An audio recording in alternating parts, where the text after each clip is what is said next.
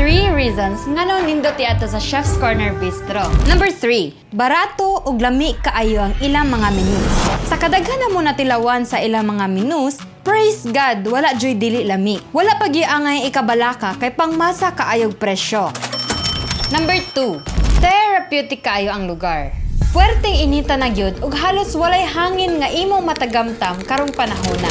Pero diri sa Gulyas Heights kung asa nahimutang ang Chef's Corner Bistro, hayahay gyud kaayo.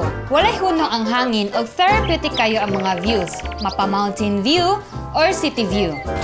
And number 1, naa nila ang biggest burger. Most of us kay mahilig gyud og burger.